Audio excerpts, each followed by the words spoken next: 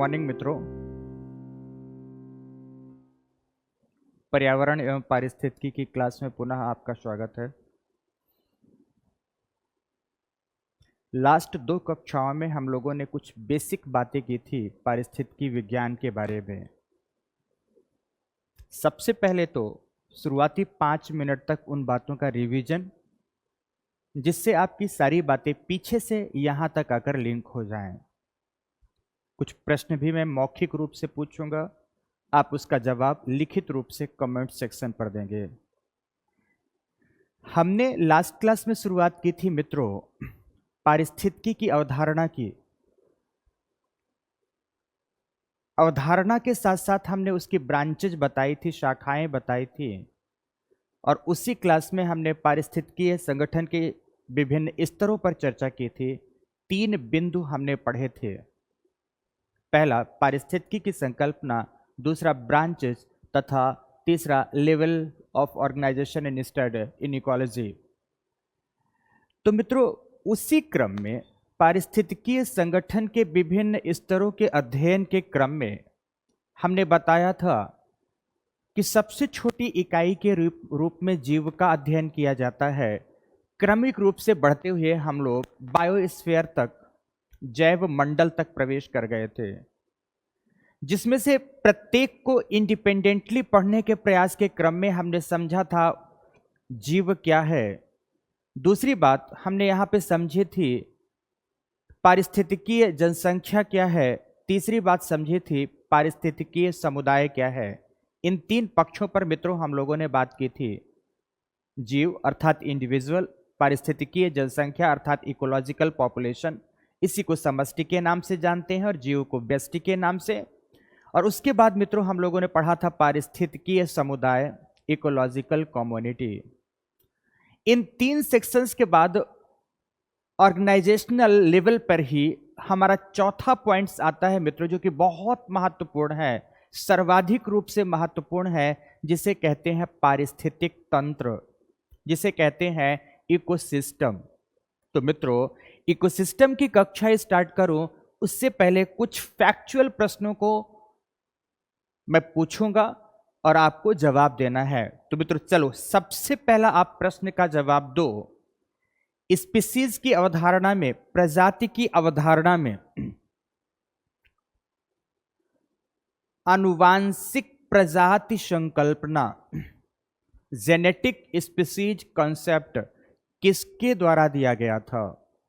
Genetic species concept किसके द्वारा दिया गया था?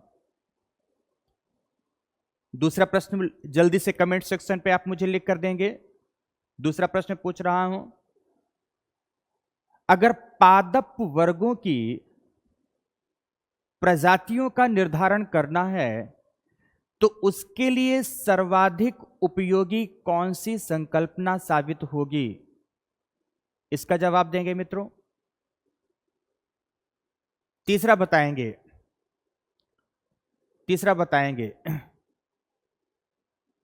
Biotic species concept, biotic species concept किसके द्वारा दिया गया था?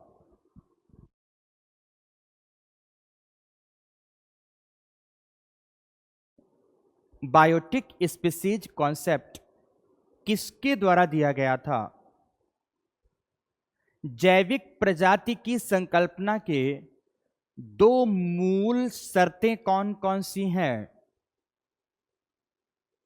जैविक प्रजाति की संकल्पना की 2 मूल शर्तें कौन कौन सी हैं? चलो एक बात और पूछ डालते हैं, मानव किस प्रजाति से संबंधित है? मानव किस प्रजाति से संबंधित है? इसी पर आप मुझे बताएंगे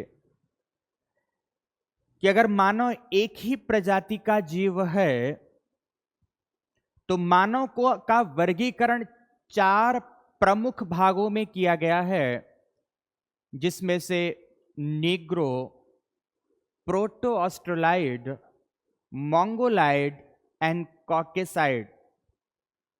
मानव की मूल प्रजाति, जिसे कुछ लोगों ने बताया भी है होमो सेपियंस सेपियंस, इसको 4 वर्गों में बांटा गया है।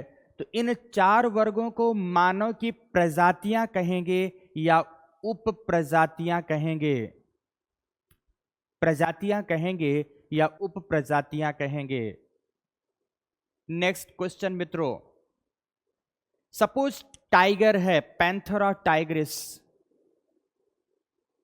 तो पैंथेरा टाइग्रिस के संदर्भ में Siberian tiger, African tiger, royal Bengal tiger, अगर इन सब की बात की जाए तो टाइगर के यह विभिन्न वर्ग उसकी प्रजातियां हैं या उपजातियां हैं? कमेंट सेक्शन में लिखकर मुझे बताएंगे, प्रजातियां हैं या उपजातियां हैं? मुझे कमेंट सेक्शन में लिखकर बताएंगे, लिखकर बताएंगे।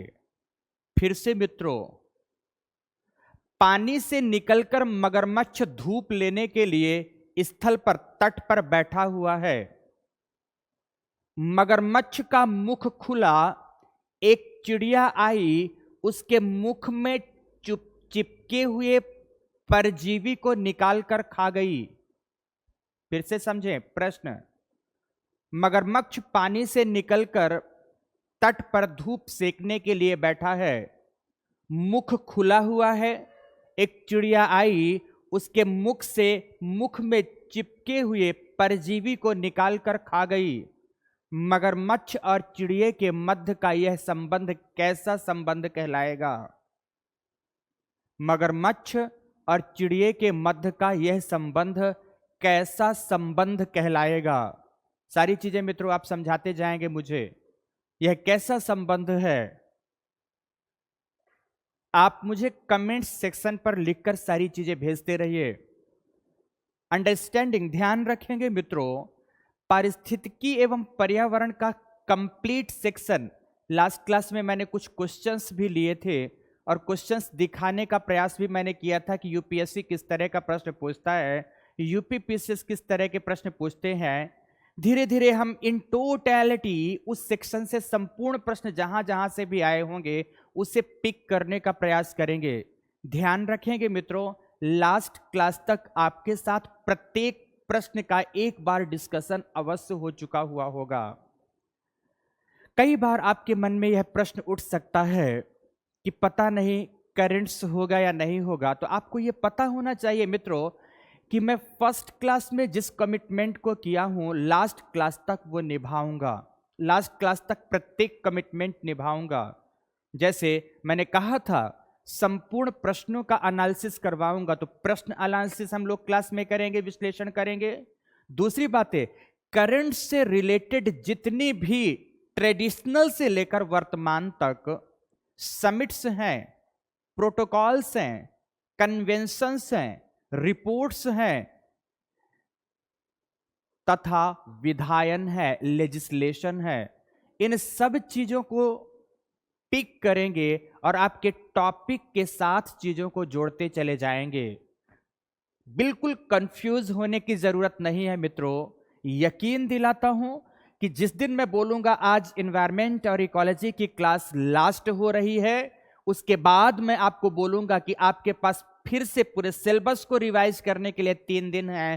3 दिन के बाद फिर से एक बार मैं आऊंगा, आपके सारे कमेंट्स और आपकी सारी जरूरतों को एक बार कमेंट सेक्शन पर देखेंगे और उन जरूरतों के हिसाब से फिर से 1-2 दिन की क्लास में रख सकता हूं। लेकिन मुझे कदापि यह बर्दाश्त नहीं होगा कि आपके साथ किसी भी तरह की समस्या कक्षा के उपरांत रह जाए। पर मित्रों ध्यान रखना कि पर्यावरण एवं पारिस्थितिकी के बारे में मैंने क्लास स्टार्ट करते ही यह बताया था कि यह सेक्शन विज्ञान है, यह सेक्शन विज्ञान सम्मत है, एज अ साइंस है, ब्रांच ऑफ साइंस है। मैंने कहा था इंक्लूसिव साइंस है, एक्सक्लूसिव साइंस है, इंक्लूसिव साइंस है, दोनों तरह से। तो विज्ञान को पढ़ने का सबसे बेहतर आधार होता है कि उसकी अंडरस्टैंडिंग डेवलप कर ली जाए, उसकी समझ विकसित कर ली जाए। मित्रों ये पूरा सेक्शन ना केवल पढ़ने एवं पढ़ाने का है, बल्कि ये पूरा सेक्शन समझने का है। समझ जितनी बेहतर होगी उतना ही बेहतर आप चीजों को सॉल्व कर पाएंगे मेंस और पीटी के स्तर पर, क्योंकि प्रश्न किस तरह से घुमाकर पूछा जाएगा ठीक प्रकार से क्लास के स्तर पर यह कह पाना मुश्किल होता है। क्लास के स्तर पर यह कह पाना मुश्किल होता है। मित्रों, फिर से आपको एक बात बताना चाहूंगा, मुझे हर क्लास में यह बात रिपीट करनी पड़ रही है, कुछ एक आपके कमेंट्स के आधार पर समझें यह बात ठीक से। कुछ बच्चों को ऐसा लग सकता है जिन्होंने पर्यावरण एवं पारिस्थितिकी थोड़ा सा पहले पढ़ा हो, कि मैं जब भी शुरू करता हूं बेस लेवल बहुत नीचे का लेता हूं। ध्यान रखें मित्रों, जब आप मेरे सामने क्लासरूम में बैठे होते हैं, मैंने पहले ही क्लास में आपको बताया था कि मैं हमेशा ऑफलाइन ही पढ़ाया हूं, फर्स्ट टाइम ऑनलाइन क्लास में आया हूं मित्रों। तो जब आप मेरे सामने होते हैं तो मैं आपकी भाव भंगिमाओं को देखकर समझ जाता हूं कि मुझे किस लेवल पर जाना है, मुझे किस लेवल से स्टार्टिंग्स करनी है। मैं आपसे क्वेश्चंस 2-4 क्लास में इंटर करते ही पूछता हूं, मुझे पता चल जाता है किन बच्चों का किस प्रकार का लेवल है, तो मुझे कैसे संतुलन स्थापित करना है। पर मित्रों, यकीन आप मेरी बात समझने की कोशिश करिएगा कि मेरे सामने केवल कैमरा है, कैमरे के सामने मुझे बोलना है, आप में से एक का भी प्रतिबिंब मुझे नजर नहीं आ रहा है। आप सब अपने अपने लैपीस के सामने हो या अपने अपने मोबाइल फोन के सामने हो। उस दशा में मुझे यह मानकर चलना होता है कि कुछ बच्चों को इसके बारे में कुछ भी नहीं पता, इसीलिए एक ही सेंटेंस को कई बार बोलना पड़ता है, इसीलिए एक ही बात को कई बार एम्फेसिस देकर समझाना होता है। तो कुछ विद्यार्थियों को लग सकता है कि बेस पर हम ज्यादा चल रहे हैं, लेकिन ध्यान रखिएगा मित्रों कि जैसे जैसे हमारा क्लास आगे बढ़ता जाएगा, आपका सभी लोगों का बेस बनता चला जाएगा। एक सुपीरियर लेवल की एडवांस स्टडीज का मैं प्रयास इस क्लास के दौरान कराऊंगा। आपकी 100% यूपीएससी में पीसीएस एग्जामिनेशंस की केवल बात नहीं करता, यूपीएससी की डिमांड्स मित्रों क्लासरूम प्रोग्राम से ही आपकी पूरी हो जाएगी। रही बात पुस्तकों के बारे में, तो मैंने पहली क्लास में समझाया था कि पुस्तकें आप चाहें तो अवश्य पढ़ें, लेकिन कोशिश करें पहले क्लास के स्तर पर चीजों को समझ लें। जब वो चीजें क्लास के स्तर पर समझ में आ जाएं, तब पुस्तक उठाएं और उस सेक्शन को ठीक से पढ़ पाएं। आपका समय बचेगा, आपकी पुस्तक से चीजें निकालने की जो क्षमता है वह बढ़ चुकी हुई होगी। कुछ बेसिक बातें थी मित्रों जो मैंने कमेंट्स के आधार पर आपको ये बतानी जरूरी समझी थी, इसी संदर्भ में मैंने बात की। ओके, तो मैंने कुछ प्रश्न पूछे थे, उनके आपने जवाब दिए ना मित्रों। अब एक और प्रश्न का जवाब दो, समुदाय एवं समूह में क्या अंतर है? What is difference between community, ध्यान से समझो यहां पर, and gathering. Difference between community and gathering, समूह एवं समुदाय में क्या अंतर है? क्या अंतर है? ओके, समुदाय में विभिन्न जैविक तत्व, विभिन्न जैविक जातियां, विभिन्न जीव जातियां एक दूसरे से इंटरैक्टेड रहती हैं। इसके संदर्भ में हम दो प्रकार के इंटरैक्शन की बात कर रहे थे, एक अंतरजातीय संबंध या अंतरक्रिया, तो दूसरा अंतराजातीय अंतरक्रिया, इंटर स्पेसिफिक इंटरैक्शन और इंट्रा स्पेसिफिक इंटरैक्शन। इन दोनों में अंतर स्पष्ट करिए। इंटर स्पेसिफिक इंटरैक्शन और इंट्रा स्पेसिफिक इंटरैक्शन, दोनों में अंतर स्पष्ट करिए, दोनों में अंतर। नेक्स्ट क्वेश्चन मित्रों, who is the father of Indian ecology? Who is the father of Indian ecology? बस लास्ट प्रश्न था यह हमारा। ओके, धन्यवाद मित्रों। ये हमारी बेसिक कक्षाएं थी जिसमें हम लोगों ने कम्युनिटी तक पढ़ा था, समुदाय तक पढ़ा था। आज की कक्षा में हम लोग एकदम फ्रेश टॉपिक उठाएंगे, पिक करेंगे, और ये टॉपिक है हमारा इकोसिस्टम। कौन सा टॉपिक है मित्रों? पारिस्थितिक तंत्र है। इसे यहां पर समझने की कोशिश करेंगे, पारिस्थितिक तंत्र को समझने की कोशिश करेंगे बहुत अच्छे से मित्रों, बहुत इंपॉर्टेंट है। पारिस्थितिकी विज्ञान में दो सेक्शन अब आपके सामने आएंगे, एक पारितंत्र और दूसरा बायोम्स। ये दोनों के दोनों सेक्शन मित्रों थोड़ा बड़े भी हैं और महत्वपूर्ण भी हैं। पारिस्थितिक विज्ञान के अंतर्गत जो हमने ब्रांचेस की थी, ब्रांचेस के उपरांत मैंने उनका स्ट्रैटिफिकेशन किया था, लेवल किया था। उनमें से एक था चौथा पॉइंट इकोसिस्टम। और इकोसिस्टम के अंतर्गत मित्रों हम कई महत्वपूर्ण बातों को उठाएंगे, जैसे जैसे महत्वपूर्ण बातों के अंतर्गत ही जैसे इसकी संकल्पना क्या है, इसकी संकल्पना क्या है। दूसरी बात हम करेंगे इसमें, इसका क्षेत्र विस्तार क्या होता है, क्षेत्र विस्तार क्या होता है। तो तीसरा, इसके घटक क्या हैं, घटक कंपोनेंट्स। तो चौथा, इसके प्रकार कैसे हैं, टाइप्स कैसे हैं। चौथा, इसके टाइप्स देखेंगे। जब टाइप्स देख रहे होंगे तो उसी दौरान मित्रों हम इसके महत्वपूर्ण गुणों का अवलोकन करेंगे। और गुणों के साथ साथ हम एक और टॉपिक आगे पढ़ेंगे कि पारितंत्र की क्रियात्मकता बहुत महत्वपूर्ण होगा मित्रों, पारितंत्र की क्रियात्मकता। इतने टॉपिक का अध्ययन हम इस टॉपिक के अंतर्गत करेंगे। इन बिंदुओं का अध्ययन हम पारिस्थितिकी तंत्र के अंतर्गत करेंगे। पारिस्थितिकी की संकल्पना, पारिस्थितिकी का क्षेत्र विस्तार, इसके घटक, इसके प्रकार, इसके गुणधर्म तथा पारितंत्र की क्रियात्मकता, इन बिंदुओं का अध्ययन हम टोटैलिटी में यहां पर करने का प्रयास करेंगे। चलो आते हैं सबसे पहले पारितंत्र की संकल्पना पर। पारितंत्र की संकल्पना पर समझने की कोशिश करिएगा मित्रों।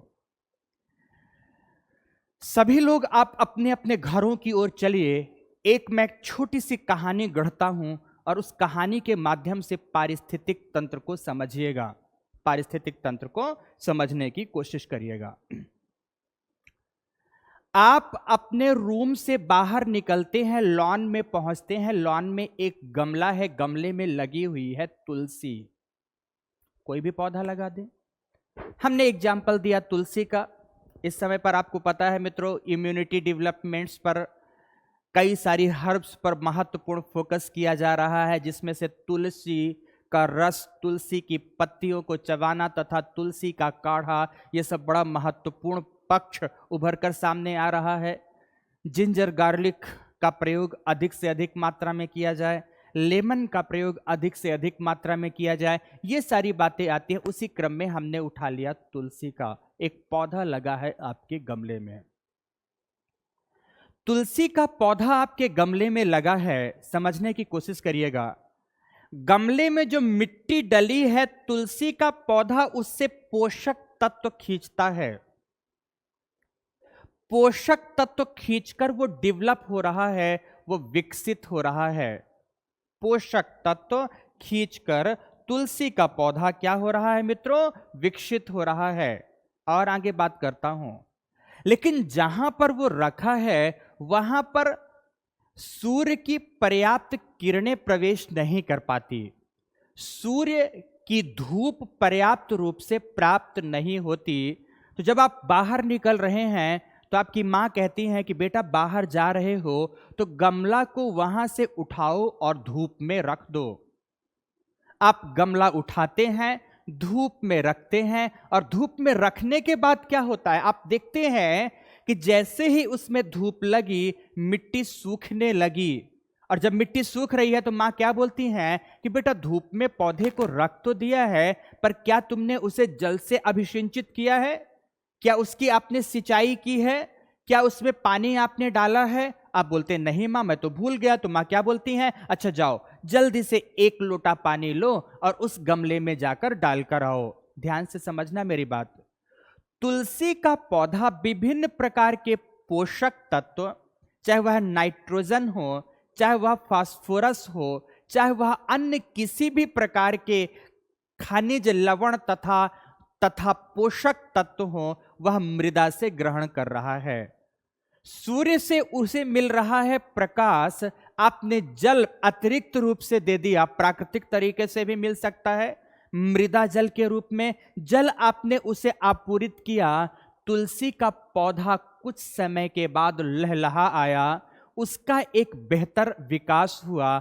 इस सब के पीछे रिस्पॉन्सिबल था मित्रों प्रत्येक प्राकृतिक घटक। तुलसी का पौधा एक जैविक कारक है, वनस्पति है मित्रों। तुलसी के पौधे का अस्तित्व टिका हुआ था विभिन्न प्राकृतिक कारकों में। सूर्य तप की मात्रा, सूर्य से प्राप्त होने वाला इंसुलेशन, ओके, ध्यान से समझते जाना मित्रों। मिट्टी से प्राप्त होने वाले न्यूट्रिशंस एंड वाटर, ये सब चीजें ग्रहण किया, अर्थात ये सब चीजें उसे प्रकृति से मिली। प्रकृति से लिए प्राकृतिक तत्वों से वह अपना उत्तरोत्तर विकास करता है। आगे समझना मेरी बात। वह पौधा अपना जब विकास कर रहा होता है तो मित्रों ध्यान से समझना कि पत्तियों में पाया जाता है क्लोरोफिल। फिर से बेसिक बातें हैं। पत्तियों में पाया जाता है क्लोरोफिल। क्लोरोफिल सूर्य प्रकाश की उपस्थिति में वायुमंडल से कार्बन डाइऑक्साइड का तथा मृदा से जल का अवशोषण करता है तथा कार्बोज का निर्माण करता है, कार्बोहाइड्रेट्स का निर्माण करता है। मित्रों, कार्बोहाइड्रेट से आशय है ग्लूकोज के विभिन्न प्रकारों का संश्लेषण करता है। अब समझना मेरी बात। प्रकृति से लिया उसने प्राकृतिक ऊर्जा, सूर्य से प्राप्त हुई उसे सोलर एनर्जी, मिट्टी से प्राप्त हुई उसे न्यूट्रिएंट एनर्जी, सब जगह से उसे एनर्जी ही मिल रही है। अगर वह कैल्शियम अवशोषित कर रहा है, वह भी ऊर्जा के फॉर्म में ले रहा है, जिसे कहते हैं जैव रासायनिक ऊर्जा। वह रसायन ऊर्जा है मित्रों। पौधा प्रकृति से विभिन्न स्रोतों से, प्रकृति के विभिन्न स्रोतों से ऊर्जा ग्रहण कर रहा है। जैव रसायन ऊर्जा के रूप में उसे संचित कर रहा है। पौधे में ऊर्जा संचित है ग्लूकोज के रूप में, कार्बोहाइड्रेट्स के रूप में। मैं बाहर निकला, उसकी पत्ती तोड़ा और पत्ती को चबाकर खा गया, अर्थात उस पादप में जो निहित ऊर्जा थी वह ऊर्जा मुझ में समा गई। वह ऊर्जा क्या हो गई? मुझ में समा गई।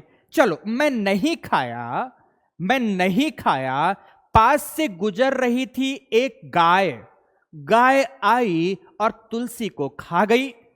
गाय गुजरते हुए जंगल की ओर बढ़ी। जैसे ही जंगल की ओर बढ़ी, एक बाघ आया, गाय को खा गया। तो ध्यान से समझो, प्रकृति से पादप वर्ग तुलसी का उदाहरण, प्रकृति से पादप वर्ग ने संचित की रासायनिक ऊर्जा खाद्य ऊर्जा के रूप में, कार्बोहाइड्रेट्स के रूप में, वह ऊर्जा उत्पादक था यहां पर तुलसी। वह ऊर्जा तुलसी से ट्रांसफर हुई गाय में, खाद्य ऊर्जा के रूप में, भोज्य ऊर्जा के रूप में, फूड एनर्जी के रूप में। गाय को खा गया कोई मांसाहारी पशु, बाघ या शेर, अर्थात ऊर्जा स्थानांतरित हो रही है। और आगे मेरी बात समझना मित्रों, बाघ मर गया, शेर मर गया। जैसे ही बाघ या शेर मरा, वह डिकम्पोज होना शुरू हो गया, अपघटित होना शुरू हो गया। विभिन्न सूक्ष्म जीव जैसे बैक्टीरिया, फंजाई, कुछ विशिष्ट प्रकार के प्रोटोजोआ, इन सब ने उसे डिकम्पोज करना शुरू किया। बाघ में संचित थी जो विभिन्न प्रकार की ऊर्जा, बाघ में संचित थी जो विभिन्न प्रकार की खाद्य रासायनिक ऊर्जा, वह ऊर्जा अपघटकों की क्रियाओं के उपरांत पुनः अपने मौलिक रूप में प्रकृति में मिल गई। मित्रों, पुनः भस्म भूतस्व भवः। समझने मेरी बात। हमने ग्रहण किया प्रकृति में जो पदार्थ थे पादपों के माध्यम से। मान लो मैं शाकाहारी हूं, मानव हालांकि मित्रों ओमनिवोरस के अंतर्गत आता है, सर्वाहारी के अंतर्गत आता है। हमने किया ग्रहण प्रकृति से ऊर्जा पादपों के माध्यम से। मेरी मृत्यु हो गई, मेरे शरीर को जला दिया गया। मेरी मृत्यु हो गई, मेरे शरीर को मिट्टी में दफन कर दिया गया, जलाया गया, तब भी जल तत्व में वाष्प के रूप में विलीन हो गया। मेरी बात मित्रों समझने की कोशिश करिए। सूक्ष्म तत्वों में चला गया, स्थूल तत्व उसी स्थूल तत्व में पुनः मिल गया, अर्थात प्रकृति से जो हमने लिया था हमने उसी मात्रा में प्रकृति को फिर से लौटा दिया, परंतु बदले हुए रूप में लौटा दिया। यह प्रकृति की व्यवस्था ही पारिस्थितिक तंत्र कहलाती है। यह प्रकृति की एक चक्रीय व्यवस्था ही पारिस्थितिक तंत्र कहलाती है। मित्रों, तंत्र का मतलब है एक क्रमिक व्यवस्था।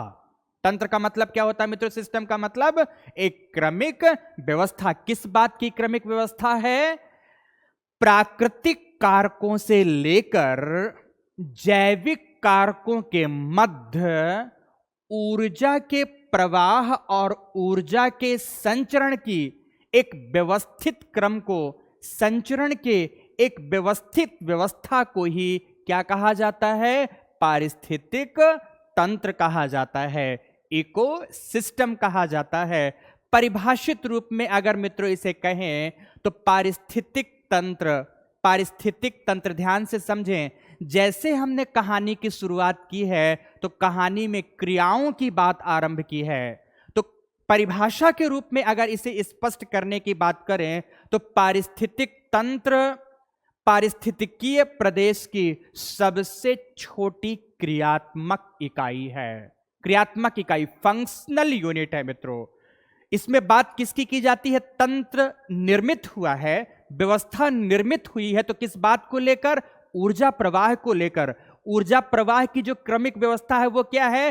क्रिया है। विभिन्न जीव क्रियाएं कर रहा है। तो मित्रों इसीलिए मैंने पहली लाइन इसमें दिया है, पहली लाइन इसमें मैंने प्रदर्शित किया है कि पारिस्थितिक तंत्र पारिस्थितिकीय प्रदेश की सबसे छोटी या प्रथम क्रियात्मक इकाई है, जिसके अंतर्गत किन किन बातों का अध्ययन किया जाता है?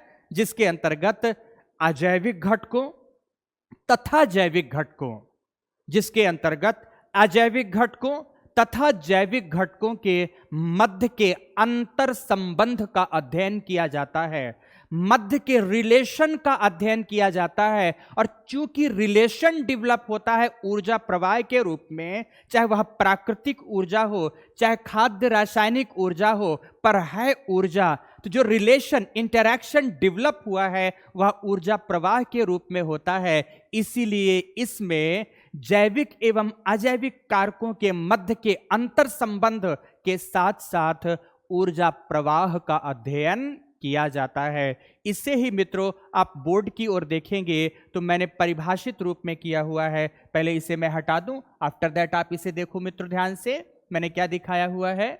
देखो यहां पर देखो आप कि पारिस्थितिकीय अध्ययन की यह सबसे छोटी क्रियात्मक इकाई है, जिसमें जैविक अजैविक घटनों लिख गया है। इसको घटकों पढ़ेंगे, घटकों।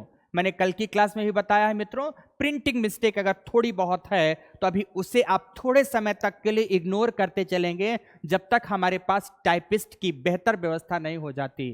टाइपिस्ट अगर बैठा भी हुआ है तो आपको ये पता है कि वो दूर दराज है, वो मेरे पास है नहीं। अगर टाइप करके मटेरियल वो भेजता है तो समझने की कोशिश करिएगा, वह इतना परिपक्व होता नहीं है। समझ रहे हैं कि नहीं? आप तो समझ भी पा रहे हैं। अगर उसको टर्मिनोलॉजीज का इतना ही सही ज्ञान होता तो टाइपिस्ट ही क्यों रह जाता।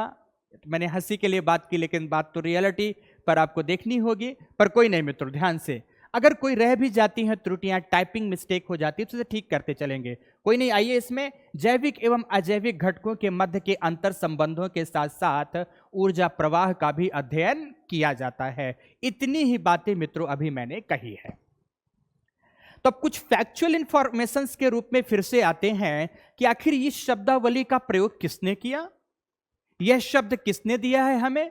तो यह शब्द 1935 में, देखते हैं सही है या नहीं। यस, गुड, सही लिखा हुआ है। यह शब्द 1935 में एक व्यक्ति का नाम है मित्रों, जरूर याद करेंगे, निश्चित रूप से याद करेंगे, एजी टॉन्सले। एजी टॉन्सले महोदय ने यह शब्द सर्वप्रथम दिया, पारिस्थितिक तंत्र शब्द का प्रयोग सर्वप्रथम किया। लेकिन मित्रों, एक बात मैं जरूर करना चाहूंगा, यहीं पर चीजें खत्म कर दी जाती हैं संकल्पना के अंतर्गत, लेकिन मैं थोड़ा सा विस्तार देना चाहूंगा। पारितंत्र शब्द तथा इस शब्द की व्याख्या निश्चित रूप से एजी टॉन्सले महोदय ने किया है। पर मित्रों, अगर संकल्पनात्मक रूप की बात की जाए तो एक चिर परिचित सी पुस्तक है फंडामेंटल्स ऑफ इकोलॉजी, जिसके लेखक है ईपी ओडम महोदय। आगे मैंने इस पे लिखा हुआ देखिए, ईपी ओडम महोदय की पुस्तक है fundamentals of ecology. EP Odum महोदय ने अपनी इस पुस्तक में ही पारितंत्र विज्ञान की संकल्पनात्मक व्याख्या प्रस्तुत की है, पारितंत्र के संदर्भ में विशद व्याख्या प्रस्तुत की है। इसीलिए ईपी ओडम महोदय को ही पारिस्थितिक तंत्र का पितामह कहा जाता है, फादर ऑफ इकोसिस्टम। किसे कहा जाता है मित्रों? ईपी ओडम महोदय को। दोनों फैक्ट्स आप याद रखेंगे। इस शब्द का प्रथम प्रयोग टॉन्सले ने किया था, जबकि इसके पितामह ईपी ओडम महोदय कहलाते हैं। बस मित्रों, इस पे संकल्पना में इतनी ही बातें। अब हम अपने दूसरे पक्ष की ओर आगे बढ़ेंगे कि पारितंत्र का क्षेत्र विस्तार क्या होता है। अब हम अपने दूसरे पक्ष की ओर बढ़ेंगे कि पारितंत्र का अपना क्षेत्रीय विस्तार क्या होता है। तो मित्रों समझो मेरी बात ध्यान से, बड़े ही अच्छे एक उदाहरण के साथ समझाना चाहूंगा, या कि ऐसा कहें कि बड़े ही अच्छे एक रूपक के साथ आपको यह बात समझाना चाहूंगा। समझना मेरी बात। आप जहां पर निवास कर रहे हैं, आपके बगल में दूर दूर तक फैला हुआ विस्तृत समंदर है, समुद्र, ओशन है। ओशन नहीं है तो एक विशालकाय जलाशय है, जलाशय नहीं है तो कलकल बहती हुई जल सरिता या जलधारा है। आपके पास समीप में कोई हॉट स्प्रिंग है, कोई हॉट स्प्रिंग नहीं, नॉर्मल स्प्रिंग है, कुछ भी है, अर्थात जल स्रोत है। मित्रों, सूर्य तप के प्रभाव से जैसे ही समंदर में पड़ी सूर्य की किरणें, सूर्य तप के प्रभाव से जैसे ही समंदर में पड़ी सूर्य की किरणें, सूर्य के किरणों के प्रभाव से जल कणों ने गुप्त ऊष्मा ग्रहण किया, और गुप्त ऊष्मा को ग्रहण कर जल बूंदें वाष्प के रूप में परिणित हो गई। समझना, मैं क्षेत्र विस्तार समझाना चाहता हूं मित्रों। क्षेत्र विस्तार की कितने सूक्ष्म स्तर से लेकर कितने वृहद स्तर तक पारितंत्र का विस्तार हो सकता है। यहां पर जो आपको चित्र दिखाया गया है, इसमें विभिन्न प्रकार के बायोटिक एंड एबायोटिक कंपोनेंट्स और इन सब का समूह एक पारितंत्र के रूप में दिखाया गया है कि यहाँ स्थल खंड भी है, वनस्पतियां भी हैं, जलाशय भी है, विभिन्न प्रकार के सूक्ष्म जीव भी हैं, कुछ पक्षी वर्ग भी दिखाए हैं, कुछ बड़े जंतु वर्ग भी दिखाए हैं, ऑर्थोपोडा एंड रेप्टाइल्स भी दिखाया है। सब कुछ इस चित्र में दिखाया गया है मित्रों। यह एक पारिस्थितिकीय प्रदेश है। यह क्या है? अपने आप में एक पारिस्थितिकीय प्रदेश। लेकिन अभी हम बात कर रहे हैं क्षेत्र विस्तार को लेकर। बेसिकली मित्रों, इसे मैंने 3 प्रकार के क्षेत्र विस्तारों में प्रदर्शित करने का प्रयास किया है: माइक्रो इकोसिस्टम, मेसो इकोसिस्टम तथा macro ecosystem. Micro, meso and macro, 3 वर्गों में। तब उदाहरण जो दे रहा था उसको आगे बढ़ाते हैं। जैसे ही जलबूंद वाष्प में परिणित हुई, तो ध्यान से समझना, वह अदृश्य जलवाष्प अपने साथ सागरीय जल में घुले हुए लवण को भी लेकर वायुमंडल में प्रवेश कर रही है। अर्थात उस अदृश्य जलकण में, जिसे आप जलवाष्प कह रहे हैं, उसमें लवण कण भी मिश्रित है। सूर्य तप के प्रभाव से असंख्य अदृश्य जलकण वायुमंडल में उपस्थित हैं, जिन्हें आप आर्द्रता कहते हैं। जैसे ही तापमान कम हुआ या कि आर्द्रता की अधिक आपूर्ति हुई, सापेक्ष आर्द्रता 100% से अधिक होने लगी, वह अदृश्य जल कण किसी आर्द्रताग्राही नाभिक के परितः किसी हाइग्रोस्कोपिक न्यूक्लियाई के चारों ओर एकत्रित होने लगे। इस प्रक्रिया को संघनन कहा जाता है। जैसे देखो आप यहां पर मान लो यही क्षेत्र है, यही चित्र है, यहां ये तालाब है, जलाशय है, समंदर है। इस समंदर ने जैसे ही सूर्य की किरणें, ये सनलाइट की बात कर रहे हैं, सूर्य की किरणें प्राप्त की, सूर्य किरणों के प्रभाव से इसका जो जलवाष्प है, जल है, जलवाष्प के रूप में परिणित हुआ और वायुमंडल में चला गया, वायुमंडल में चला गया। देखो छोटे छोटे यहां पर मैं इस प्रकार के कुछ कण बना देता हूं, थोड़े समय तक के लिए मानो कि ये अदृश्य है।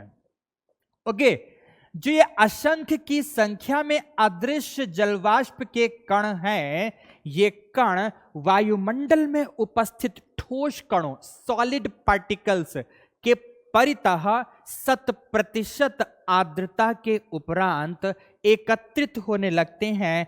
एकत्रण के क्रम में देखो, चलो मैं एक और आपको चित्र में कुछ और चीजें स्पष्ट करने की कोशिश करता हूं। देखो मान लो यहां पर आर्द्रता थी, वह आर्द्रता इस कण की ओर आई, चिपक गई, और आर्द्रता आई इसके पास चिपक गई, और आर्द्रता आई इसके पास चिपक गई, और आर्द्रता आई चिपक गई।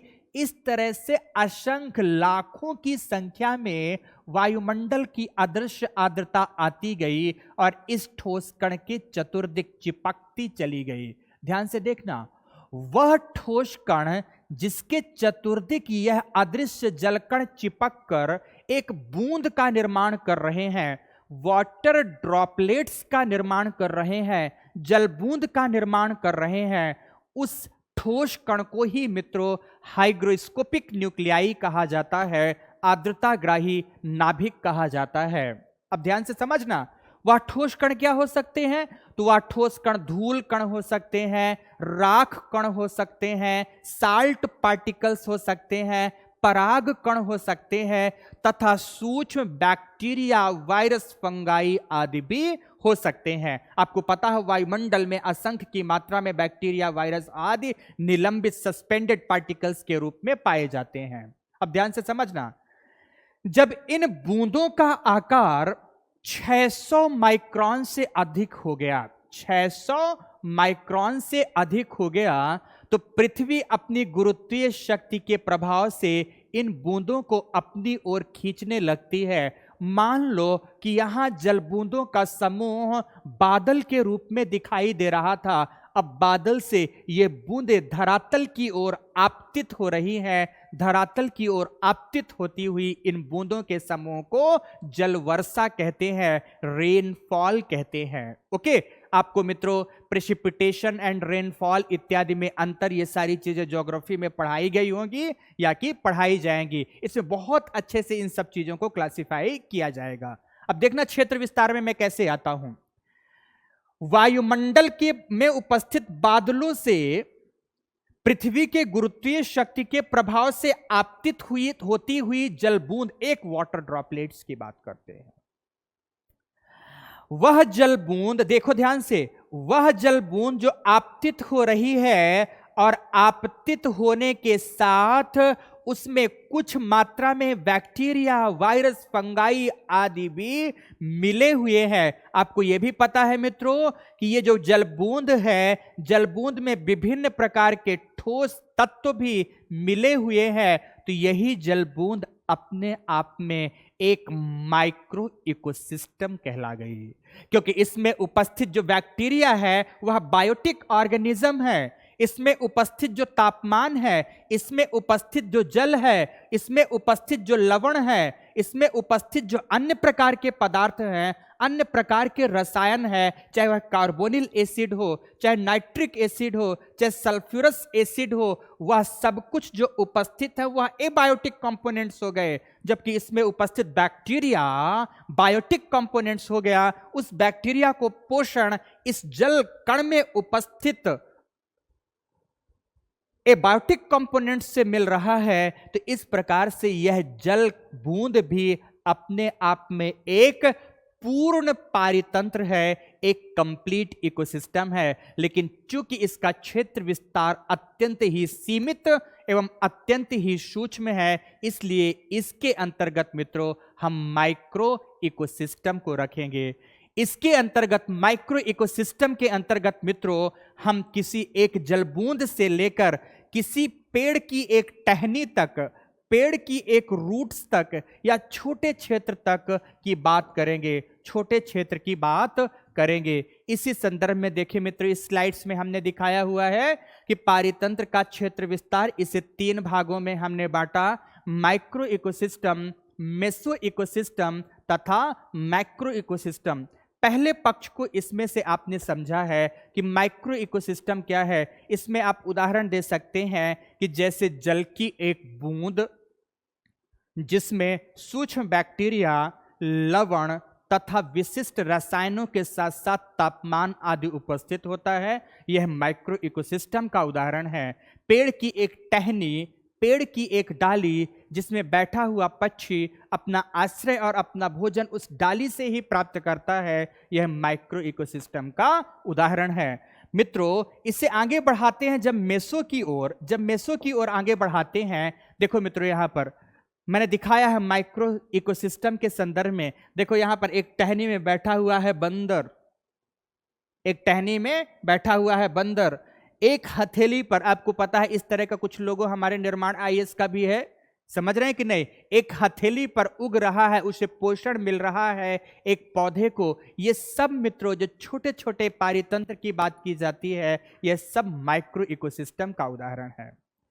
लेकिन मित्रों अगर हम बात करें मेसो की, अगर हम बात करें मैक्रो की, तो इसके संदर्भ में और भी बातें स्पष्ट करना चाहूंगा मैं, और भी बातें स्पष्ट करना चाहूंगा। तो ध्यान से देखो, मान लो एक पॉन्ड है, एक पोखर है, एक तालाब है, समझ पा रहे हैं मेरी बात? एक पोखर है, तालाब है या बांध है। उस तालाब एवं बांध में कई छोटे छोटे असंख्य जीव हैं। हो सकता स्लाइड्स में आपको दूर से ठीक से ना दिख पा रहे हो मित्रों, लेकिन इसमें यहां पे तैरती हुई मछलियां हैं। यहां पर देखो ये तैरती हुई मछलियां हैं, यहां कुछ केकड़ा नजर आ रहा है, ये एक श्रिम्फ नजर आ रही है, बहुत सारी चीजें हैं। इस जल क्षेत्र में कई सारे जीव हैं। सारा का सारा जल क्षेत्र में यहां ग्रीन ग्रीन कलर से एल्गीज हैं, इसके साथ साथ कमल देखो खिला हुआ है, सारी चीजें हैं। ये किनारे पर आप देखो कुछ ऐसे श्रब्स हैं जो उगे हुए हैं, ये श्रब्स हैं जो उगे हुए हैं। तो इस जो जल क्षेत्र का पारितंत्र है, तालाब का पारितंत्र है, एक पोखर का पारितंत्र है, इस पोखर के पारितंत्र को मित्रों हम मेसो इकोसिस्टम के अंतर्गत लेंगे, ठीक है ना, मेसो इकोसिस्टम के अंतर्गत लेंगे।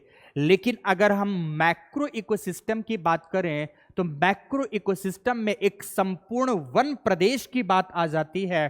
कोई एक फॉरेस्ट लैंड है, उस फॉरेस्ट लैंड की बात आ जाती है, और सबसे वृहद अर्थ में हमारी संपूर्ण पृथ्वी ही एक पारितंत्र की भूमिका निभाती है। तो मित्रों सूक्ष्म क्षेत्र विस्तार से लेकर बृहदतम क्षेत्र विस्तार के रूप में हम एक वन प्रदेश, हम संपूर्ण पृथ्वी को भी ले सकते हैं, जबकि सूक्ष्म आकार में हमने मृदा के एक कण से लेकर, जल की एक बूंद से लेकर, पेड़ की एक टहनी इत्यादि तक का वर्णन किया है। तो इस प्रकार से आप देख रहे हैं ये अमेजन फॉरेस्ट का एक प्रतिबिंब आपको दिखाया गया है, जिसमें प्रवाहित होती हुई जलसरिता अमेजन रिवर है। देखिए चारों ओर डेंस कैनेपी आपको इक्वेटोरियल रेन फॉरेस्ट की दिख रही है। यह पूरा वन क्षेत्र है। इस वन क्षेत्र का जो अपना पारितंत्र है वह मित्रों मैक्रो इकोसिस्टम के अंतर्गत आएगा, वृहद पारितंत्र के अंतर्गत आएगा। इस तरह से मित्रों हमारा यह टॉपिक, इस टॉपिक के अंतर्गत हमने 3 बातें समझाई कि पारितंत्र का क्षेत्र विस्तार 3 है, मैक्रो, मेसो एंड इसके बाद मित्रों माइक्रो, मेसो एंड इसके बाद तीसरा था माइक्रो। समझ में आ गई मेरी बातें? ओके, आगे बढ़ते हैं मित्रों। अब आगे हम बात करेंगे तीसरे पॉइंट्स के रूप में। देखिए अभी तक हमने केवल 2 पॉइंट समझे हैं। पहला पॉइंट समझा है इकोसिस्टम क्या है, उसकी संकल्पना को, दूसरा इसका क्षेत्र विस्तार क्या है। तो तीसरे पर बात करेंगे मित्रों हम यहां पर, तीसरे पर बात करेंगे कंपोनेंट्स ऑफ इकोसिस्टम पर। कंपोनेंट्स ऑफ इकोसिस्टम पर बात करेंगे, पारितंत्र के घटक कौन कौन से हैं। फिर से मित्रों, कुछ पीछे लेकर जाएंगे, कुछ आगे आपको बढ़ाएंगे। तीसरे बिंदु के रूप में हम पढ़ेंगे कंपोनेंट्स ऑफ इकोसिस्टम। चलो आते हैं। देखो, कहानी की शुरुआत हमने की, बातों की शुरुआत हमने की तुलसी के एक पौधे से। तुलसी के एक पौधे के बारे में हमने समझाया मित्रों कि वह अपने लिए पोषण, अपने लिए पोषक तत्व, अपने लिए ऊर्जा वह कहां से ग्रहण कर रहा है? प्रकृति से ग्रहण कर रहा है। प्रकृति से प्राप्त होने वाले सभी पदार्थ अजैविक कारक कहलाएंगे। इस संदर्भ में प्रकृति से प्राप्त होने वाले कंपोनेंट्स की बात है। इस संदर्भ में प्रकृति से प्राप्त होने वाले विभिन्न पदार्थ एबायोटिक कंपोनेंट्स कहलाएंगे, एबायोटिक फैक्टर कहलाएंगे।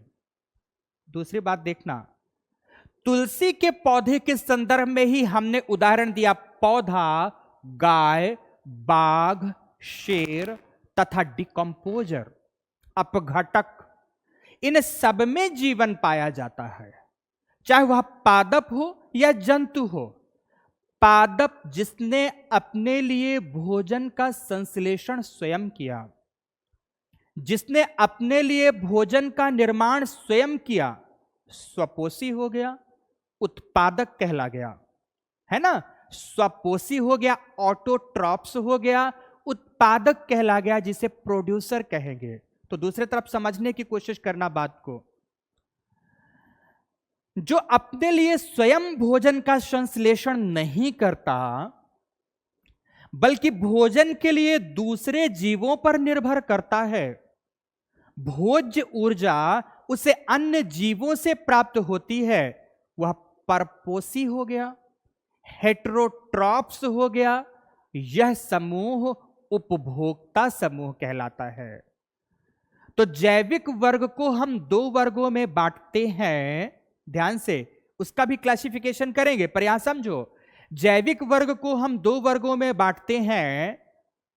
बायोटिक कंपोनेंट्स के दो वर्ग में पहला है ऑटोट्रॉप्स, तो दूसरा है मित्रों हेटेरोट्रॉप्स। पहला है स्वपोषी, तो दूसरा है परपोषी। स्वपोषी चूंकि भोजन का संश्लेषण स्वयं करता है, इसलिए उसे उत्पादक कहते हैं, जबकि परपोषी अपने भोजन के लिए दूसरे जीवों पर निर्भर करता है, इसलिए उसे क्या कहा जाता है? उपभोक्ता, कंज्यूमर कहा जाता है। देखो फिर से मित्रों, और ध्यान से समझो, कंपोनेंट्स ऑफ इकोसिस्टम्स को मित्रों हम बेसिकली तीन भागों में बांटना चाहिए, लेकिन यहां पर दो भागों में बांटकर मैं दिखा रहा हूं। तीन वर्गों में कौन कौन से वर्ग बांटकर दिखाने हैं? तो पहला मित्रों ध्यान से समझना, पहला है एबायोटिक कंपोनेंट्स या एबायोटिक फैक्टर, जिनमें जीवन नहीं पाया जाता, जिनमें जीवन नहीं पाया जाता। और एबायोटिक कंपोनेंट्स को भी मित्रों हम फिर से दो भागों में बांट देते हैं। एबायोटिक कंपोनेंट्स को दो भागों में बांटते हैं। पहला कहला जाता है एबायोटिक का पार्ट भू-भौतिक तत्व। पहला क्या कहला जाता है? भू-भौतिक तत्व, तथा जिसे भू-भौतिक कारक भी कह सकते हैं, तथा दूसरा रासायनिक कारक। फिर से बोलूंगा मैं बात को, यहां पर जो क्लासिफिकेशन दिया है उसे बाद में मैं एक्सप्लेन करूंगा, पहले पूरी बात को समझ लो। एबायोटिक कंपोनेंट्स के अंतर्गत दो प्रकार के वर्ग आते हैं। एक विभिन्न प्रकार के भूभौतिक तत्व आएंगे, तो दूसरा विभिन्न प्रकार के रासायनिक कारक आएंगे। विभिन्न प्रकार के क्या आएंगे? रासायनिक कारक। इन दोनों के संदर्भ में मित्रों जीवन नहीं पाया जाता, बट जीवन के मूलभूत आधार हैं। इनकी उपस्थिति से ही जीवन की उत्पत्ति होती है।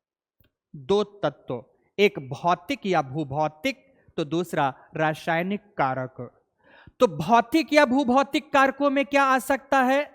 सबसे सरल से लेकर आप थोड़ी से उच्चता की ओर बढ़ो, सबसे प्रथम सूर्य तप की मात्रा या सनलाइट, सूर्य का प्रकाश, पहला बिंदु, सूर्य के प्रकाश से प्राप्त हुआ तापमान, तो दूसरा बिंदु, ध्यान से, इसके प्रभाव से निर्मित हुई मृदा, तो तीसरा बिंदु, धरातल में उपस्थित है जल तथा वायुमंडल में उपस्थित है आर्द्रता, तो वायुमंडल, जल, आर्द्रता इत्यादि समस्त चीजों को मिलाकर भूभौतिक कारक कहा जाता है।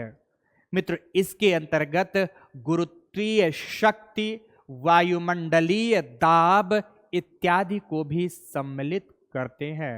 फिर से, एबायोटिक कंपोनेंट्स में जो भौतिक कारक है उसमें सूर्य तप, इंसुलेशन जिसे कहते हैं, वायुमंडलीय तापमान, वायुमंडलीय गैसें, वायुमंडलीय आर्द्रता, वायुमंडलीय दाब, मृदा तथा इसके साथ साथ गुरुत्वीय शक्ति, गुरुत्वीय बल, अल्टीट्यूड, ऊंचाई आदि को सम्मिलित करते हैं। ऊंचाई को भी यहां पर भूभौतिक कारकों के अंतर्गत मित्रों हम सम्मिलित करेंगे। तो एक पक्ष हो गया भूभौतिक कारक, इन सब का प्रभाव जीवों पर कैसे पड़ेगा हम एक एक करके मित्रों चर्चा करेंगे, एक एक करके चर्चा प्रस्तुत करेंगे। तो दूसरे पक्ष पर हम बात करेंगे रासायनिक कारक की, केमिकल फैक्टर्स की बात करेंगे। तो आपको पता है मित्रों, रासायनिक कारकों को हम दो वर्गों में बांटते हैं।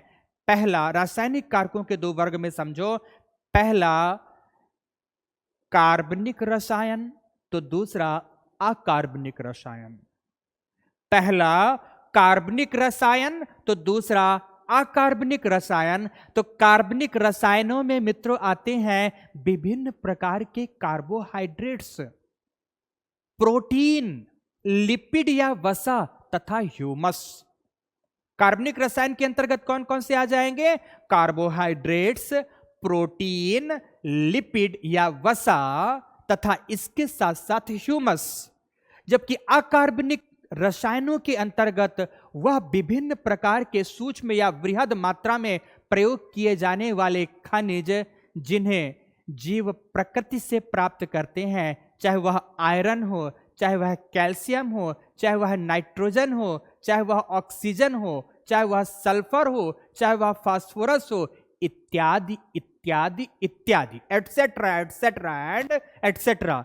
यह सब कुछ मित्रों अकार्बनिक रसायनों के अंतर्गत आते हैं, अकार्बनिक रसायनों के अंतर्गत आते हैं। तो मित्रों हमने क्या यहां पर देखा कि जो पारितंत्र है, पारितंत्र के घटकों में हम तीन प्रमुख घटक की बात करते हैं। प्रथम अजैविक घटक, एबायोटिक कंपोनेंट्स, दूसरा बायोटिक कंपोनेंट तथा तीसरा एनर्जी फ्लो, ऊर्जा प्रवाह। एबायोटिक कंपोनेंट्स को हमने दो भागों में बांटा, भौतिक कारक तथा दूसरा रासायनिक कारक। तो मित्रों अब हम फिर से लौट कर आते हैं जैविक कारकों के अंतर्गत, जैविक घटकों के अंतर्गत, जिन्हें हमने दो शाखाओं में विभाजित किया था। एक ऑटोट्रॉप्स, स्वपोषी, जिन्हें उत्पादक कहते थे, दूसरा परपोषी, जिन्हें हम उपभोक्ता कहते थे। फिर से मित्रों समझो, जो ये उत्पादक वर्ग है, भोजन का संश्लेषण करने वाला वर्ग है, इसे पुनः हम दो वर्गों में विभाजित करते हैं। मित्रों मेरी बात ध्यान से याद रखना, जब भी क्लास लेने के लिए बैठना सब लोग पेन कॉपी लेकर बैठेंगे, क्योंकि मैं जितनी बातें बोलता हूं वह समस्त बातें पीपीटी फॉर्मेट में नहीं आती हैं, वह सारी बातें पीपीटी में नहीं आ सकती। इसीलिए सबके पास कक्षाओं के दौरान पेन और कॉपी होनी चाहिए। जहां जो बात आपको आवश्यक लगे आप लिखते हुए चले जाएंगे। तो स्वपोषी वर्ग को भी दो भागों में विभाजित करते हैं। जैसे ही हमारे मन मस्तिष्क में स्वपोषी की बात आती है तो हमारे सामने सबसे पहले प्रतिबिंब उभर कर आता है पादप वर्ग का। अगर जलीय पारितंत्र के संदर्भ में बात की जाए तो सबसे पहले प्रतिबिंब उभर कर आता है शैवाल का, एल्गी का, फाइटोप्लैंक्टन्स का, पादप प्लवक का। लेकिन मित्रों, चाहे जलीय पादप के रूप में शैवाल हो या स्थलीय पादप के रूप में विभिन्न प्रकार की shrubs, herbs, grass and tree हो, यह सब तो निश्चित रूप से प्रकाश संश्लेषण द्वारा ऊर्जा का संश्लेषण करते हैं। लेकिन इसके अलावा एक और वर्ग है जो कि सूर्य प्रकाश की ऊर्जा के उपस्थिति में भोजन का संश्लेषण नहीं करता, बल्कि रासायनिक अपघटन प्रक्रिया द्वारा अपने भोजन का संग्रहण करता है, अपने भोजन का निर्माण करता है, जैसे कुछ विशिष्ट प्रकार की सूक्ष्म बैक्टीरिया।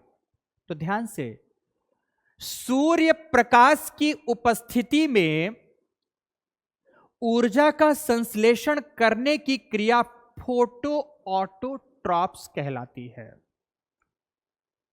फोटो ऑटोट्रॉप्स कहलाती है। यह जीव फोटो ऑटोट्रॉप्स कहलाते हैं। तो दूसरे तरफ मित्रों, वह जीव जो रासायनिक संश्लेषण प्रक्रिया से अपना खाद्य संग्रहण करते हैं, अपने लिए खाद्य पदार्थों का निर्माण करते हैं, उन्हें कीमो ऑटोट्रॉप्स कहा जाता है, रसायन संश्लेषी जीव कहा जाता है।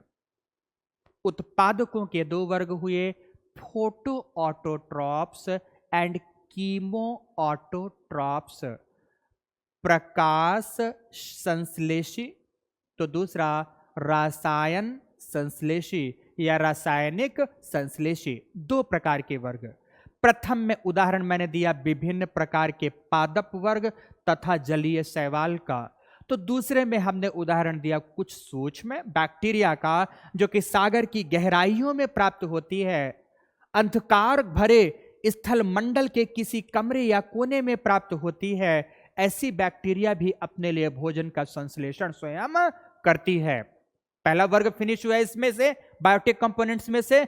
तो बायोटिक कंपोनेंट्स का जो दूसरा वर्ग है वो है कंज्यूमर, उपभोक्ता, जिसे आपने हेटेरोट्रॉप्स या परपोसी का नाम दिया है। वह जीव समूह जो भोजन के लिए किस पर निर्भर करता है? जो भोजन के लिए उत्पादकों पर निर्भर करता है। तो मित्रों, आकार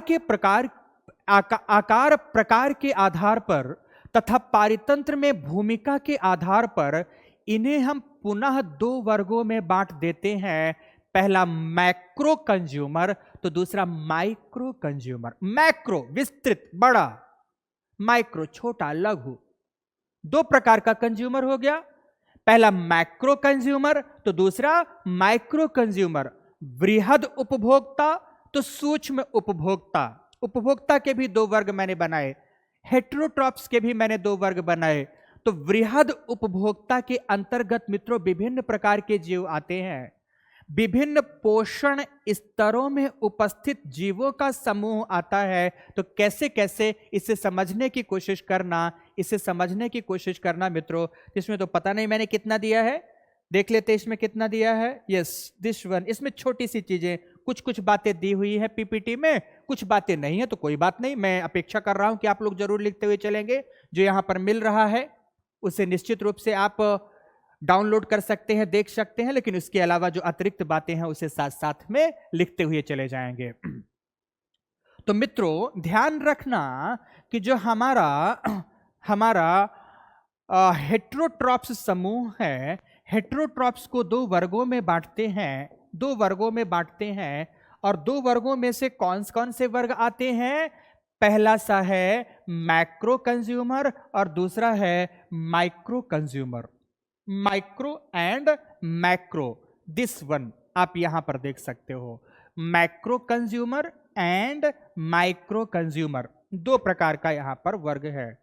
वृहद उपभोक्ता और सूक्ष्म उपभोक्ता। देखो मित्रों यहां पर देखो ध्यान से कि पुनः हम पारितंत्र में जीवों की भूमिका को लेकर, पारितंत्र में ऊर्जा प्रवाह की भूमिका को लेकर हम विभिन्न जंतु समूहों को अलग अलग वर्गों में विभाजित करते हैं। सबके बारे में मित्रों आपको स्वयं साथ साथ लिखते चलना है, मेरी बातें सुनते हुए। देखो, पहला उसमें से आता है यह जो वर्ग जिसे मैंने हर्बीवोर्स के रूप में लिखा हुआ है, यह वर्ग है मित्रों, ध्यान रखना, शाकाहारी। शाकाहारी वह जंतु समूह जो अपना भोजन प्रत्यक्ष रूप से वनस्पति उत्पादों से प्राप्त करता है। वह जीव जो अपनी भोज्य ऊर्जा की प्राप्ति प्रत्यक्ष रूप से किससे करता है? वनस्पति उत्पादों से करता है, उसे शाकाहारी कहते हैं। इसमें सूक्ष्म कुछ कीट पतंगों से लेकर खरगोश, गाय, बकरी, हिरण आदि को आप सम्मिलित कर सकते हो। यह सारा का सारा समूह क्या हो गया मित्रों? यहां पर यह हर्बीवोरी कहला गया, यह हर्बीवोरस कहला गया, शाकाहारी कहला गया। अब ध्यान से, दूसरा वर्ग हमने दिया है कॉर्निवोरस।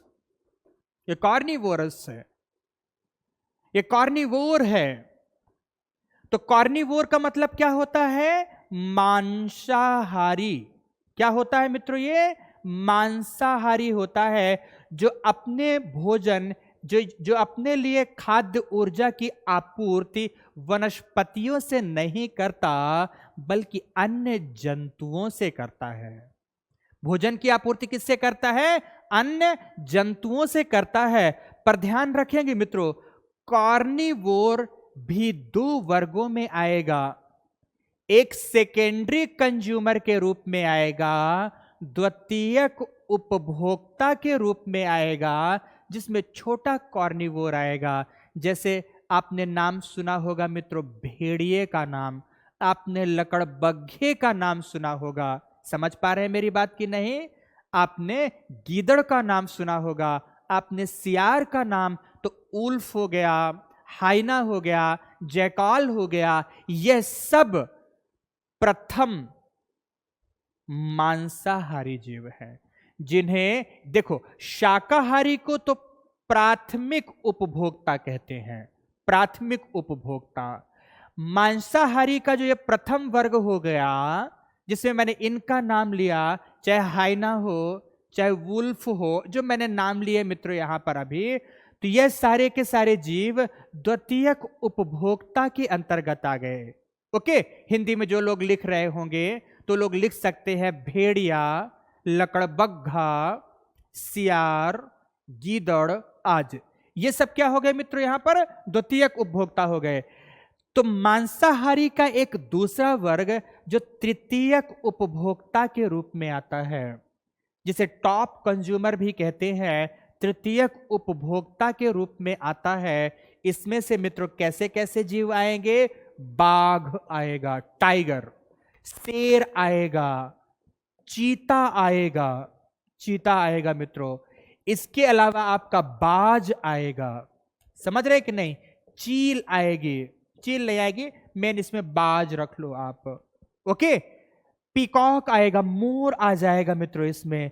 तो ये सब के सब अपने आप में हैं तो कॉर्निवोर, हैं तो मांसाहारी, लेकिन इन्हें तृतीय उपभोक्ता या उच्च उपभोक्ता में रखते हैं मित्रों। यह विभिन्न शाकाहारी जंतुओं का शिकार करते हैं तथा आवश्यकतानुरूप द्वितीयक उपभोक्ता अर्थात प्रथम श्रेणी के मांसाहारी जंतुओं का भी शिकार कर जाते हैं। तो इसके अंतर्गत ये आएंगे। तो मित्रों, आपने क्या देखा कि हर्बीवोर शाकाहारी है, कॉर्निवोर मांसाहारी है। मांसाहारियों को दो वर्गों में बांटा।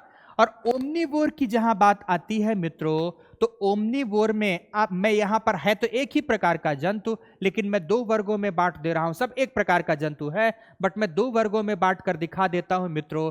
जैसे जैसे आप देखते हैं कि आपके मुड़ेर पर बैठी हुई गौरैया, हालांकि मित्रों बड़ा पछतावा होता है, अब यह चिड़िया कम कम मात्रा में देखने को मिलती है। जब बायोडायवर्सिटी में हम आएंगे तो प्रॉपरली पढ़ाएंगे विभिन्न प्रकार के पक्षी जंतु वर्ग, वह वर्ग जो थ्रेटेंड स्थिति में है, वह जो क्रिटिकल इंडेंजर्ड हैं, वह है जो इंडेंजर्ड है, वह है जो एक्सटिंक्ट है, उन सब के बारे में मित्रों हम बात करेंगे बायोडायवर्सिटी सेक्शन के अंतर्गत। तो मित्रों वो जो गौरैया है तो आप क्या देखते हो, हमारे आंगन पर चावल के दानों को भी चुगती है, तो फुर्र से उड़कर जाएगी, छोटे मोटे कीड़े मकोड़ों को भी पकड़ कर लाएगी और अपने बच्चों को खिलाएगी। कीड़े मकोड़े भी खा रही है, चावल के दाने भी खा रही है, ओमनीवोर हो गई। इसे मित्र हिंदी में सर्वाहारी कहते हैं। हिंदी में क्या कहते हैं? सर्वाहारी कहते हैं। हमारे घर में एक बिल्ली है, दूध पीती है, रोटी खाती है, चावल खाती है, लेकिन चावल खाते हुए अचानक उसे कहीं से गुजरता हुआ चूहा नजर आया, अचानक झपट्टा मारकर चूहे को भी खा गई, अर्थात शाकाहारी भी है, मांसाहारी भी है, यह भी सर्वाहारी हुई। कुत्ते को आप देखते हैं, हमारा पालतू डॉगी जो होता है बिस्किट्स खाएगा, दूध खाएगा, रोटियां खाएगा, लेकिन जरूरत पड़ने पर यह मांस भी खाता है, तो कुत्ता भी हमारा ओमनिवोरस हो गया। और मित्रों इसका सबसे अच्छा उदाहरण मानव है। मानव शाकाहारी भी है और मानव मांसाहारी भी है, इसलिए मानव को भी इसी वर्ग में रखा जाता है, सर्वाहारी वर्ग में रखा जाता है। आगे आप देखेंगे डेट्रीवोर्स मैंने दिया हुआ है मित्रों, डेट्रीवोर्स दिया हुआ है। कुछ ऐसे सूक्ष्म जीव होते हैं, कुछ ऐसे जीव होते हैं जो सड़े गले पदार्थों को, या सड़ा गला ना बोलें सॉरी, जो कूड़ा कटकर को खाते हैं और कूड़ा कटकर को खाकर छोटे छोटे जैविक तत्वों में विखंडित कर देते हैं। जैसे बहुत अच्छा उदाहरण देता हूं, आपने अपने घरों में देखा होगा कॉकरोच, आपने अपने खेतों में देखा होगा केचुआ। तो वह जीव जो कूड़ा कटकर को खाकर छोटे छोटे जैविक अवशेषों में विघटित करते हैं, उन जीवों को क्या कहा जाता है मित्रों? डेट्रीवोर्स कहा जाता है। हिंदी में इसे कहते हैं अपमार्जक। हिंदी में इसे क्या कहते हैं? अपमार्जक कहते हैं। तो डेट्रीवोर्स अपमार्जक है जो कूड़े कटकर को खाकर उन्हें छोटे छोटे जैविक तत्वों में विघटित कर देता है। ध्यान से मित्रों, आगे मैं आपको समझाऊंगा कि क्या डिफरेंस है डिकम्पोज करने में और क्या डिफरेंस है डेट्रीवोर्स की क्रियाओं पर। यह आप आगे समझेंगे जस्ट फ्यू मिनट्स बाद। ओके, आगे आते हैं मित्रों। नेक्स्ट हमारा मैक्रो कंज्यूमर के अंतर्गत आता है स्कैवेंजर। इसको हिंदी में बोलते हैं मृतोपजीवी। देखो इसे क्या बोलते थे? अपमार्जक। अपमार्जक इसे बोलते हैं मृतोपजीवी। मृतोपजीवी, मृतोपजीवी का मतलब क्या हो गया? कि वह जीव जो मृत अवशेषों को भोजन के रूप में प्रयोग करता है। वह जीव जो मृत अवशेषों को भोजन के रूप में, मृत जैविक अवशेषों को भोजन के रूप में प्रयोग करता है। इसका सबसे अच्छा उदाहरण आपके सामने मित्रों गिद्ध का है, वल्चर का है। इसका सबसे अच्छा उदाहरण आपके सामने कौन है? गिद्ध का है। मित्रों आपको यह भी पता है कि गिद्ध की संख्या धीरे धीरे घट रही है। घटने का कारण डाइक्लोफेनेक नामक रसायन है। उस डाइक्लोफेनेक का प्रभाव इस पर कैसे पड़ता है, इसकी संख्या में उत्तरोत्तर कमी क्यों आती चली गई, इस टॉपिक को हम लोग पढ़ेंगे मित्रों। आपके साथ एक टॉपिक मेरा आएगा बायो मैग्निफिकेशन। कौन सा टॉपिक आएगा? जैव आवर्धन। बायो मैग्निफिकेशन अर्थात जैव आवर्धन के अंतर्गत हम पढ़ेंगे कि कैसे विषाक्त रसायन पोषण स्तर में एक पोषण स्तर से दूसरे पोषण स्तर तक जाते हुए क्रमशः उनकी मात्रा बढ़ती चली जाती है। वहां पर मित्रों इसे हम पढ़ेंगे, तब समझाएंगे। तो मृतोपजीवी जो मृत अवशेषों को भोजन के रूप में प्रयोग करते हैं उन्हें मृतोपजीवी कहा जाता है। तो नेक्स्ट मित्रों मैंने एक और लिखा है, सैंग्विनिवोर लिखा है। सैंग्विनिवोर कहलाते हैं। तो व्हाट इज सैंग्विनिवोर? वह जीव जो साथ साथ रहते हैं, इन्हें परजीवियों के रूप में भी देखा जा सकता है। वह जीव जो साथ साथ रहते हुए होस्ट से ही अपने भोजन की आपूर्ति करते हैं, साथ में हैं और जो उनका होस्ट जीव है उसी से भोजन की आपूर्ति करते हैं, उसे क्या कहा जाता है? सैंग्विनिवोर कहा जाता है। जैसे बहुत सरल उदाहरण दो, हमारे सिर में जूं पड़ा हुआ है, आपके सिर में जूं पड़ा हुआ है, हमेशा आपके साथ रहता है, हमेशा आपके साथ रहता है, आपका खून पीता है, आपसे ही अपना जीविकोपार्जन करता है।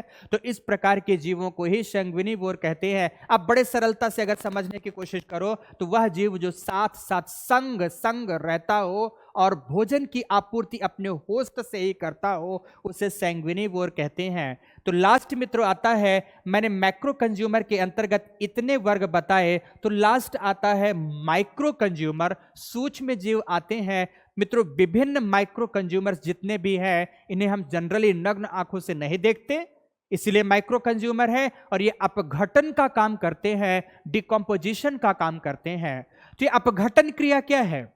यह विभिन्न जैविक पदार्थों को, जो मृत जैविक पदार्थ हैं, उन्हें विघटित करते हैं मूल रसायनों के रूप में, उन्हें विघटित करते हैं मूल रसायनों के रूप में, और उस विघटन से प्राप्त रासायनिक ऊर्जा का प्रयोग भोजन के रूप में करते हैं। ध्यान से समझे यहां पर जो डेट्रीवोर्स हैं, डेट्रीवोर्स जैविक पदार्थों को जैविक पदार्थों के रूप में ही अपघटित करते हैं, बट जो डिकम्पोजर हैं उन जैविक पदार्थों को मौलिक पदार्थों में परिवर्तित कर देते हैं। सपोज कोई एक जीव मर गया, उस जीव में विभिन्न प्रकार के प्रोटीन्स थे, कार्बोहाइड्रेट्स थे, विभिन्न प्रकार के कैल्शियम, पोटेशियम, सोडियम इत्यादि जैसे एलिमेंट्स थे, तो उन्हें खाया, जल तत्व को जल तत्व के रूप में परिवर्तित कर दिया, खनिज को खनिज के रूप में परिवर्तित कर दिया, परिवर्तित करके प्रकृति में उन्हें विसर्जित कर दिया। इस प्रकार के जीवों को मित्रों क्या कहा जाता है? डिकम्पोजर कहा जाता है। डिकम्पोजर के रूप में सबसे महत्वपूर्ण भूमिका बैक्टीरिया की, फंजाई की तथा कुछ विशिष्ट प्रकार के प्रोटोजोआ वर्ग की आती है। पर ऑलवेज रिमेंबर मित्रों कि वायरस डिकम्पोजर नहीं है। इन्हें मित्रों सैप्रोट्रॉप्स एंड ऑस्मोट्रॉप्स के नाम से भी जाना जाता है। सैप्रोट्रॉप्स एवं ऑस्मोट्रॉप्स के रूप में भी इनको जाना जाता है। तो इस प्रकार से मित्रों हमारा आज का क्लास यहीं पर हम विराम देंगे। पर मित्रों ध्यान से समझो, फिर से 2 मिनट में क्विक रिवाइज करना है कि आज के क्लास में हमने क्या क्या पढ़ा है। तो सबसे पहली बात मित्रों, सबसे पहली बात आप देखेंगे, यहां स्लाइड्स के साथ साथ देखते चलेंगे कि हमने देखा आज की कक्षा के अंतर्गत कि हमारी पारितंत्र की संकल्पना क्या थी। चलो एक बार हम स्लाइड्स पर फिर से आते हैं। पारितंत्र की संकल्पना क्या थी, और फिर क्लास को विराम देते हैं मित्रों। ओके यहां से this one is concept of ecology. सबसे पहले समझा जैविक अजैविक घटकों का समूह। अभी ध्यान रखेंगे आज की क्लास में मैंने एनर्जी फ्लो नहीं किया। नेक्स्ट क्लास जब भी हम शुरू करेंगे, कल की क्लास, उसमें हम एनर्जी फ्लो से ही बात करेंगे। केवल आज हमने जैविक एवं अजैविक घटकों की बात की है। तो देखिए यहां पर इकोसिस्टम के अंतर्गत संकल्पना को समझा हमने। संकल्पना के बाद हमने इसको हमने ये चित्र के रूप में निरूपण किया इसका। फिर उसका हमने क्षेत्र विस्तार बताया। क्षेत्र विस्तार के क्रम में आपने देखा कि 3 प्रकार से इसे विभाजित करते हैं, माइक्रो, मेसो एंड मैक्रो। तो नेक्स्ट मित्रों हमने देखा इसके कंपोनेंट्स के बारे में। कंपोनेंट्स के बारे में देखते हुए हमने क्या देखा है कि इसे हम 2 प्रकार के वर्गों में विभाजित करते हैं, अजैविक घटक, जैविक घटक। अजैविक घटकों को 2 वर्गों में बांट दिया हमने, भौतिक कारक के रूप में और रासायनिक कारक के रूप में। फिर से मित्रों आगे आते हैं जैविक घटकों को हमने 2 वर्गों में बांटा, और 2 वर्गों में किस में बांट कर देखा हमने, एक ऑटोट्रॉप्स और एक हेटेरोट्रॉप्स के रूप में। एक स्वपोषी और एक परपोषी के रूप में देखा। स्वपोषियों को पुनः दो वर्गों में बांटा, एक फोटो ऑटोट्रॉप्स था, दूसरा कीमो ऑटोट्रॉप्स था। जबकि परपोषियों के दो वर्ग कौन कौन से हैं? Micro consumer and micro consumer. Macro consumer के अंतर्गत ही हमने मित्रों देखा था हर्बीवोर्स, कार्निवोर्स, ओमनीवोर्स, डेट्रिटस या डेट्रीवोर्स, और उसके बाद स्कैवेंजर्स देखा हमने, सैंग्विनिवोर्स देखा मित्रों। जबकि माइक्रो कंज्यूमर्स के अंतर्गत विभिन्न प्रकार के सूक्ष्म बैक्टीरिया, वायरस, फंगाई के बारे में बात कर रहे थे, जिन्हें हम सैप्रोवोर्स के रूप में भी देखते हैं या जानते हैं। बस मित्रों, आज की कक्षा यहीं तक, यहीं विराम देंगे। नेक्स्ट क्लास स्टार्ट करते हुए फिर से हम इसका क्विक रिवीजन करेंगे। हम लोग उसमें एनर्जी फ्लो की बात करेंगे और आफ्टर दैट अपने सेक्शन को आगे बढ़ाएंगे। ओके मित्रों, बहुत बहुत धन्यवाद।